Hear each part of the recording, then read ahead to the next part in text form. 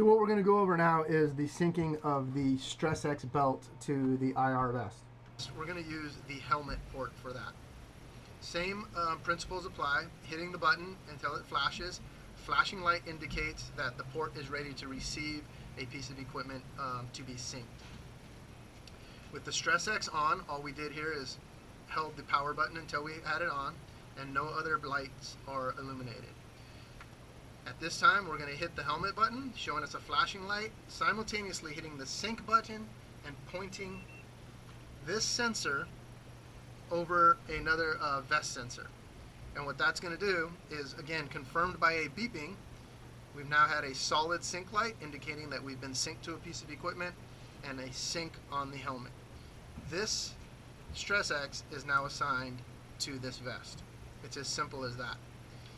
Now what we're going to do is we're going to select the mode that you'd like to see it in. So for all training for us, we're always going to have it in shock, indicating that that's going to provide a shock to the officer when he is been engaged, versus just to vibrate.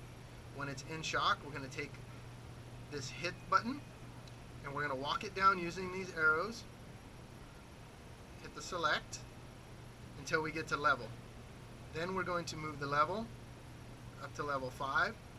Now, what we want to do is we want to lock these buttons out to ensure that they're not accidentally hit during training. It's as simple as holding down the select button until an LO appears in the screen. Now these buttons are now locked out. They can't be accidentally, inadvertently, or purposely changed by your officers during the training. So, sync button there, illuminated. Helmet button here, illuminated. This stress belt now belongs to this vest. Now we've synced them together. Based on the hits button there, every time this vest is engaged, it's going to register the number of hits in this window. Every time this vest is engaged, it will deliver a shock through the StressX belt. So what we're going to go through now is the unsyncing of this. Because we've locked this out, the way to unlock it is, again, holding the select button down until the LO flashes. So what I'm going to do at this time, hold down the sync button until all the lights go out. Holding down the sync button has removed the sync of it. It's no longer assigned.